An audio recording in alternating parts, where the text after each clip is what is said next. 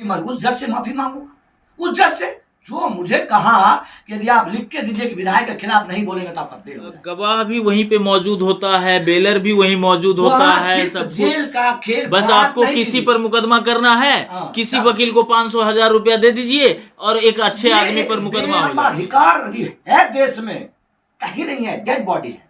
मानवाधिकार जो है डेड बॉडी। नहीं बेचने वाला, गांजा बेचने वाला जो सजावार कैदी है, आपने सुने होंगे सोसाइटी में, अरे जेल में तो मुखिया है, 50,000 कमाता है। सर सोचिए कैसे कमाता है। रात में तो किसी का पेट भरना। जो लोग शिकायत करते हैं खाने की, उनके साथ बहुत प्रताड़ना का दौर चल पड़ता है। देखिए यहाँ सबसे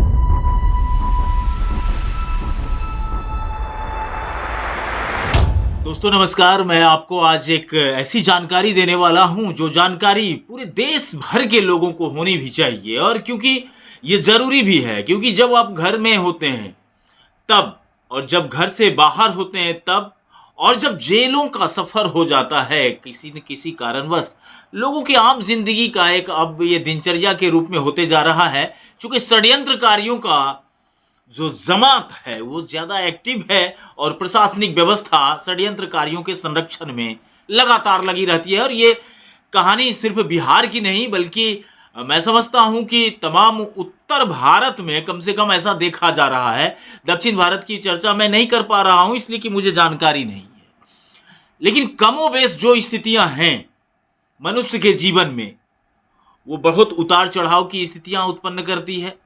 लोग षड्यंत्र के, बेवजह के षड्यंत्र के शिकार हो जाते हैं। सरकार के द्वारा जो बनाए हुए व्यवस्था है, वो व्यवस्था इतना लचर हो गया है कि जिसमें अब इंसाफ की कोई गुंजाइश ही नहीं दिखाई पड़ती है। और हमारे साथ भूतपूर्व सैनिक और हमारे बेगूसराय के जांबाज रिपोर्टर, न्यूज सदन तक के चीफ एडिटर संतोष राय जी हैं। बहुत स्वागत करता हूं श्रीमान आपका। आपका कि आप लोग जैसे जाबाज लोग जो इस व्यवस्था के खिलाफ बोल पाते हैं। मैं चूंकि पूर्व सैनिक हूं तो मेरा तो धर्म है, लेकिन आप लोग की जाबाजी को भी ग्रैंड सैल्यूट है। हम चर्चा करना चाह रहे थे कि बेवजह के जो जेल चले जाते हैं जो व्यक्ति, बगैर किसी कारण काल आम लोगों की आवाज उठाया और जेल चले जाओ, आम लोगों के हिफाजत की बात करो और जेल चले जाओ, आम लोगों की आज़ादी की बात करो और जेल चले जाओ, और वो भी एक षड्यंत्र के तहत, एक षड्यंत्र में पूरा सिस्टम इन्वॉल्व हो, ये तो बहुत शर्मनाक स्थिति है। सबसे पहले तो आपने बात की कि आम लोगों की बात करने वाला लोग, इसमें सबसे बड़ी बात है कि आप ये सोच लीजिए कि आप बहुत आम हैं इसलिए आप जेल चले जाते हैं। और आप इस बात को गांठ मार लीजिए कि हर वो समझदार शहरी, हर वो इज्जतदार शहरी को अब जेल जाना ही होगा। जेल ऐसा जगह बन गया है जहां पर कि इन षड्यंत्रकारियों ने एक फैसला ले लिया है कि अब समाज को नीचा दिखाने के लिए, ताकि हम समाज में बराबरी का करके खड़े हो सके, संतोष राय जैसे पूर्व सैनिक को यह कहा जा सके अरे तुम तो जेल गया है। सबसे बड़ा दंश ये था, मैं जेल तो खुशी खुशी गया था। आपको पहले पता होगा कि मैंने पोस्ट डालकर गया था कि जब मेरे ऊपर एक गिरिराज सिंह का एक जो अमरिंदर वकील है, वकील होने का मतलब वकील है तो 2 पन्ना पागल लिखा वो, जबकि संविधान में कोई विशेषाधिकार नहीं है इनके पास। इनको किसने बताया कि आप वकालत करते हैं, आपने वकालत की पढ़ाई की, आप न्याय की देवी का पुजारी हैं, तो आप नेतागिरी कीजिए, आप भू माफिया कीजिए, आप षड्यंत्र कीजिए, किसी नेताओं के संरक्षण में आकर के मुकदमा करिए। ऐसा कि संविधान में लिखा है क्या? लेकिन जब मेरे ऊपर लिखा तो मैं उसी समय चाहता था कि मैं इसको जेल जाकर के मैं दिखाऊं वास्तव में इस समाज को, इस सोसाइटी को आप कर क्या रहे हैं, ये फर्जी मुकदमा का खेल कर रहे हैं। लेकिन उस समय चूंकि गिरिराज समझदार आदमी है और बहुत ऊंचे पद पर है तो वो मुझे तार गए थे, लेकिन मैंने लपेटे में लिया उस बेवकूफ विधायक को, भेज मुझे जेल।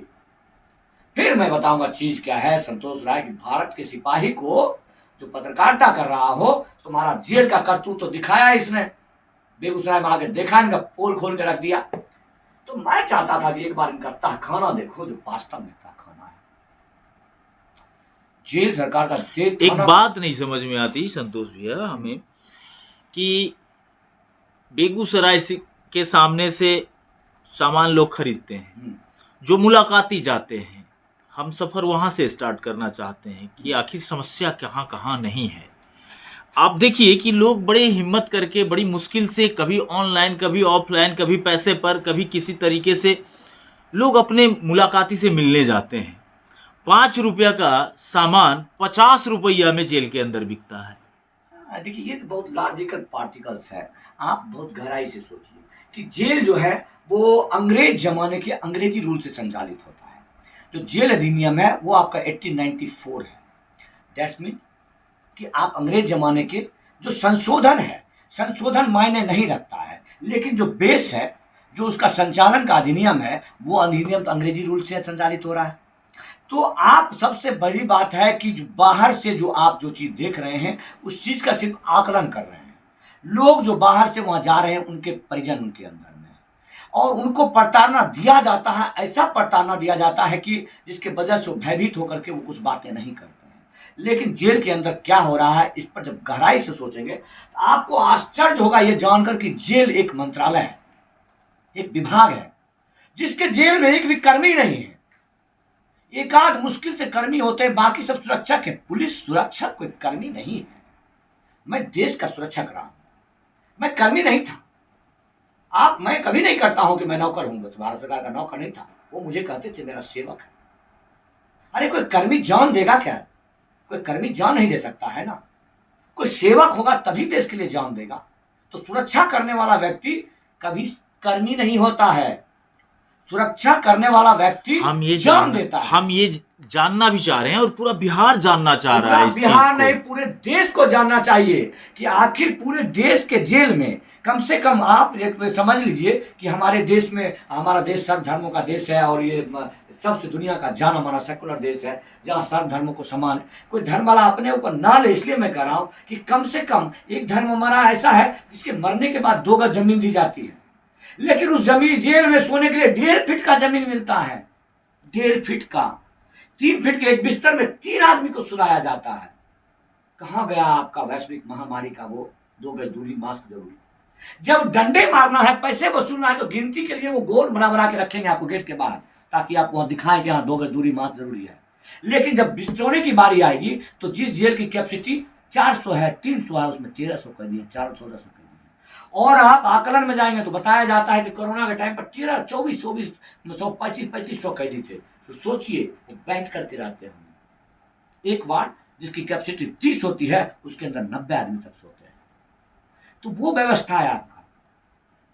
लोग खाने के लिए मर रहे हैं, वहां मर रहे हैं। लोगों की जड़ सियासत तक पहुंच गई है। ग्रामीणों में जो लोग राजनीतिक कर रहे हैं, मतलब ध्रुवीकरण वाली राजनीति जिसे आप कहते हैं, वो लोग वो षड्यंत्रकारी हैं। सिर्फ उनके चंगुल मैं पूरा सवाल कर लूं।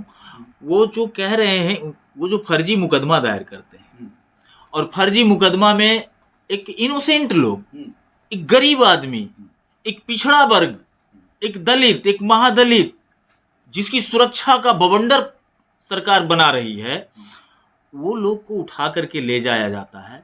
वो जेल के अंदर चले जाते हैं। उनके घर के लोगों के पास पैसे नहीं होते हैं कि उसे खाना भी मुहैया कराया जा सके। नहीं, ऐसी हालत में उन लोगों की दशा क्या होती है अंदर में? कोई दशा नहीं। वहां का कोई अधिनियम ऐसी नहीं है कि लाल दीवार के बाहर उसकी सिसकियां जाए। अब मेरे रहते रहते, चूंकि मैं उबर रहा हूँ, धीरे धीरे सब काम करूंगा, मेरे रहते रहते एक 80 वर्षीय मृत्यु हुई नारायण मुखिया की। वो हत्या है, वो हत्या है। आपने देखा होगा, सुना होगा, मेरे रहते रहते खगड़िया जेल में कांड हुआ जिसमें 4 जेलर और 5 सिपाही सस्पेंड हो गए। जी। तो उन लोगों ने, तो उसके संदर्भ में उन्होंने लिखा था कि जेल में ऐसा खाना दिया जाता है जिससे कि कमजोर होकर लोग मर जाएं। लेकिन सोचिए कि बिहार के लोग एक बार मुलाकाती में कम से कम आपके पास 1000 रुपया होना चाहिए। उसके बाद आपको खाना भेजना है, पक्का खाना भेजना है तो 500 रुपया कम से कम साथ में देना होगा आपको। अब पक्का खाना आपको इसलिए नहीं दिया जाएगा ताकि बंदी अपना खाना उसके अंदर खुद खरीद के खाते हैं। अब कितने लोग ऐसे हैं जो खुद खाना खरीद के खा लीजिए, बताइए क्या होता है? यही तो जानना चाह रहा हूं। ये सबसे बड़ा, यही जानना है। ये भट्ठे का भ्रष्टाचार है, जो कि मुझे आश्चर्य हुआ कि महात्मा गांधी से लेकर आज तक नेताओं ने, कितने नेताओं ने जेल काटे, किसी ने अब तक जुबान क्यों नहीं खोली। मुझे ये जानकर आश्चर्य हुआ। मैंने कहानी में, मैं आपको प्रकाशन करूंगा न्यूज शब्द, जिसका पहला एपिसोड में होगा, क्या बोलते हैं, फौजी पत्रकार का जेल डायरी, जिसमें मैं आपको कहानियां में आपको ये सब कुछ मिलेगा। कि मुझे ये देखकर आश्चर्य हुआ कि आज तक उन लोगों ने जेल में क्यों नहीं बोला जो लोग जेल कर देख कर आए। सिर्फ अपने लिए बोले वो, अपने पेट की बात की वो, जिसे हम राष्ट्रपिता का दर्जा दे रहे हैं, जिसे हम जयप्रकाश नारायण कहते हैं, जिसे हम भारत रत्न दिए हैं, उन लोगों ने आज तक जेल पर क्यों नहीं बोला, मुझे जानकर आश्चर्य है। वहां पर आप संतोष रहे तो आपके लिए अच्छी रोटी आ जाएगा, क्योंकि मैं एक वक्त जो राशन भारत सरकार मुझे दे रहा है, बिहार सरकार जेल के माध्यम से मेरे खाना दे रहा है, उसी रोटी को खरीद कर खाना है। 1500 रुपया देंगे तो आपको अलग से रोटी सेका हुआ 5 रोटी और अलग से सब्जी मिल जाएगा। वो एक 3000 रुपया देंगे तो दोनों टाइम का मिल जाएगा। अब आप मुझे बताइए कि मेरे बिहार के कितने लोग ऐसे हैं जो इस खर्च को एक्सपेंस कर सकेंगे। मुझे सबसे ज्यादा ग्लानि यही हुआ कि मैं उस बिहार का हिस्सा हूं जो दुनिया को देखा, विदेश तक गए, और मेरे बिहार के लोग ऐसे खाना खा लेते हैं जिस खाना को मैं हालत होंठ तक नहीं लगा सकता, वो खाना मेरे बिहार के लोग खाते हैं। भूखा पेट क्या नहीं करता। मतलब जानवरों जैसा चावल पका के उनको बिना धोए दिन के 10 बजे के आसपास उनको चावल उनको जितना चाहिए उतना दे दिया जाता है, और दाल पानी वाला दाल थोड़ा थोड़ा दे दिया जाता है। और सारे लोगों का सेहत खराब होने का यही कारण कि बिहार के लोग जानते हैं कि अरे सतुआ है, भुंजा सतुआ नाश्ते के लिए है, थोड़ा सा मनोरंजन के लिए, लेकिन हमारे लीवर को, हमारे आंतों को, हमारे सेंसों को क्या आदत पड़ गया है पके हुए खाना खाने का। और कम से कम फोरन तो होना चाहिए, तेल तो होना चाहिए। नहीं भाई, वो नीतीश बाबू एक दिन उस खाने को खा ले, मजाल नहीं है। उस जेल में महीने में कितने विजिट्स होते हैं, लेकिन सिर्फ न्यायाधीश लोग जाते हैं और गेट पर अपना कमीशन लेके चलते बनते, अंदर कोई नहीं जाता है। अंदर यदि जाना है तो वो एक तरीका बना के रखे हैं कि उस जेल के अंदर में खैनी बेचने वाला, गांजा बेचने वाला जो सजावार कैदी है, आपने सुने होंगे सोसाइटी में, अरे जेल में तो मुखिया है, 50,000 कमाता है। सर सोचिए कैसे कमाता है। जेल से जिन लोगों का मैं बताऊंगा उन लोगों के घर पर जांच करवाइए, सीबीआई जांच करवाइए। वो एक इंजीनियर से ज्यादा पैसा कमाते हैं। उस भट्टे में से, खगड़िया जेल के भट्टे में से प्रति महीने कम से कम तो 3 लाख रुपए का कारोबार है। 3 लाख? 3 लाख। एक आदमी बताते, एक आदमी खाना, आपका खाना बनाएगा, वो क्या करते, ग्रुप में बनाते खाना, एक आदमी आपका खाना बनाएगा, वो भट्टा के मुखिया को 500 रुपए प्रति व्यक्ति देगा। और कम से कम यदि 300 आदमी खाने वाले हो गए तो 1.5 लाख रुपए आपका ये हो गया। उसके बाद क्या है कि उन्हीं बंदियों को अलग से खाना बनाने की इजाजत है कि सब्जी वो बना ले। सब्जी बना ले तो सब्जी बनाने के लिए तेल चाहिए, मसाला चाहिए, वो गेट से जाना प्रतिबंधित है, गेट से नहीं जाएगा। वो गेट से नहीं जाएगा तो वो सब के सब क्या करता है, वही भट्टे का तो मुखिया कहते हैं, जो सजावार कैदी होता है, जो गुंडा होता है, जो बहुत बड़ा 10-20 आदमी रखता है, वो उसको तेल को बेचता है। अभी 300 रुपये में 1 बोतल 1 लीटर तेल देता है। तो उसी तेल से मतलब जो 100-150 आदमी जो अलग से सब्जी बना के खाते हैं, बाकी रोटी लेते हैं, उसी दाल सब्जी किसी तरह खाते हैं, बाकी अचार। मैं भी यहाँ से बहुत परेशान करके मेरे लिए तीसी गया, हमारा फेवरेट खाना था, तो हम उसमें किसी तरह से खा लेते हैं। लेकिन वो उसी में से 100 आदमी खाते हैं, और 1100 आदमी, 1200 में 100 आदमी वो सारे को खा जाते हैं, और 1200 आदमी भूखा सोते हैं। रात में तो किसी का पेट भरना ही नहीं है। शरीर सूखी भूखी 4 रोटी होती है, उसमें किसका पेट भरेगा, किसका पेट भरेगा, वो भी आधी कच्ची होती है। तो यहां सिर्फ और सिर्फ मानवाधिकार है देश में, कहीं नहीं है, डेड बॉडी है। मानवाधिकार जो है डेड बॉडी है, सिर्फ और सिर्फ एक नियंत्रण बनता है, उसके माध्यम से कमाने का जरिया बनता है। वो जाए मीडिया के साथ, जेल के साथ, उन बंदियों से एक बंदी से बात कर ले, दम है तो एक बंदी से बात कर ले। यहाँ तो स्थितियां बेगूसराय में भी निकली थी कि भाई रोटी लेकर के लोग भाई, मैंने उसके लिए मैंने विधिक पदाधिकारी के सामने धरना दिया था 2 घंटे। तब मुझे आश्वासन मिला था कि नहीं उसके ऊपर केस, उसको इतनी प्रताड़ना हुआ, उसको भागलपुर जेल भेज के बहुत प्रताड़ित किया गया। बिल्कुल, ये राइट बात है। अखबार में भी मामला आया था जिसमें बताया गया कि जो लोग शिकायत करते हैं खाने की, हाँ, उनके साथ बहुत प्रताड़ना का दौर चल पड़ता है। देखिए यहाँ सबसे बड़ा जो हमारे धोखा क्या हुआ कि जब चीफ जस्टिस BN खरे साहब ने कह दिया कि जब अगर आपके पास पैसे नहीं है तो अदालत देखना गुनाह है, तो इन्होंने आनंद फानंद में ये कहने के लिए कि नहीं भाई ऐसा नहीं है, यहाँ मुफ्त में भी ये होता है, इन्होंने विधिक पदाधिकार का गठन कर दिया। लेकिन वो विधिक पदाधिकार वाला जो वकील है, इन्होंने ही धंधा करना शुरू कर दिया। वो क्या करते, जेल में जाएंगे, जेल में जाके विचाराधीन कैदियों से नंबर लेंगे, फिर घर में बाहर आकर के जो है वो उनको फोन करेंगे कि भाई तुम 5,000 रुपया दो, 7,000 रुपया दो। दोनों तरफ से कमाई कर रहे हैं। सरकार की तरफ से आपका रिहाई करवा दिया तो मिला ही पैसा, फिर इधर से पैसा लेंगे। उन वकीलों को इतना नंगा करता था मैं, वो मेरे सामने नहीं आते थे। मैं जब अंदर था तो गुजरते नहीं थे, उनको बुला के से मैं बुलाता था, पूछता था कौन है आप, मुझे डिस्टर्ब करो। ऐसे बोलते, डिस्टर्ब करेंगे नहीं क्या, बंदी आप मेरे लिए अंदर घूम रहे, काला कोट बन के आप फालतू लोग तो आता नहीं है। तो अभी काहे कमीशन खोरी का धंधा करते हैं। एक भी आदमी उसको इतना गाली देता था, लोग वो क्या करेंगे कि उसको बंद कर, जब सारे कैदी को बंद कर देंगे तब उसको लाएंगे, नहीं तो उसका बोटियां नोच लेगा कैदी। जो बंदी है इन वकीलों की, ये जज चले जाएंगे बोटियां नोच लेगा। इतने क्रोधित होते हैं, उनकी बात को कोई नहीं सुनता। बस नेता ने कहा उसको पकड़ के जेल में बंद कर दीजिए।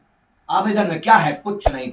वही जब मैं जज के सामने सवाल करना शुरू किया, पंकज बाबू उस जज कोर्ट की यो पतलीन हुई हालत हुई, वो हालत हुई कि आप कह सकते हैं हलबलाहट में जो उसने काम किया ना उस जज ने, कि जिसको ये देखिए ऑर्डर लिखा उस जज ने, ऑर्डर में लिखा है खुद कि संतोष राय जब मेरे सामने प्रस्तुत हुआ तो उसने अपने केस की पैरवी करने के लिए खुद बोला, मैंने ग्रांट कर दिया। उसके बाद लिखता है कि इसने आर्गुमेंट किया। ये क्या है जी, ग्रांट बहस आर्गुमेंट में क्या अंतर होता है। आप जब वकील किसी वकील आपसे साथ आर्गुमेंट ही नहीं करता है तब तो आप उसके साथ ये करते हैं कि नीचे के टेबल से आप 50 रुपया देते हैं तो आपको तारीख मिलता है। वो आर्गुमेंट करता तो लिया, संतोष हार गया, नहीं देगा तो नहीं देगा डेट। वो पीपी वो जैसे घुसते ही बोलता पीपी के आपके ऊपर बहुत केस है, आप 500 रुपया दीजिए, हम नहीं बोलेंगे।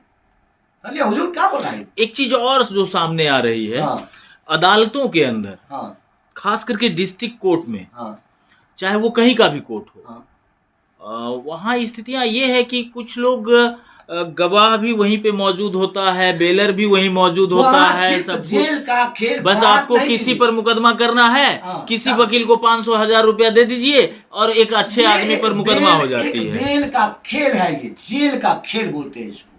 जैसे इस केस में तो फंसा है विधायक। अब सोचिए कि मैं अभी से थोड़ी देर पहले वो वीडियो प्रसारित किया, उनको लगता था कि मैंने वीडियो डिलीट कर दिया तो कुछ नहीं है। क्यों हम लोग जैसे संजीव कुमार पीट दिया उस एक बोलता खड़िया के पत्रकार को, उसके ऊपर जन आंदोलन हुआ। जन आंदोलन के बाद वो केस दर्ज हुआ। केस दर्ज होने के बाद जब मैं किया तो मुझे पहले पंचायती किया, सब कुछ किया, भाई हमारे जात के हैं, आपको क्या लेना देना, वो सुधर मुद्दर है यहाँ, ऐसे इस प्रकार किया। जब उसका दाल नहीं गला तो उसने पहले 272 का गौरी थाना में केस करवाया, जिसमें संलग्न जो लगाया है वो लगाया है, जो मैं गिरिराज सिंह के खिलाफ लिखा वो लगाया है। तो मैं था कि अच्छा बेटा अब तो फंसा ये, मुकदमा कर दिया तो मुकदमा आपके किया तो आप उसके मालिक हैं। उस मुकदमा को ये पुलिस कैसे हॉस्टाइल कर देता है या खारिज कर देता है, कैसे?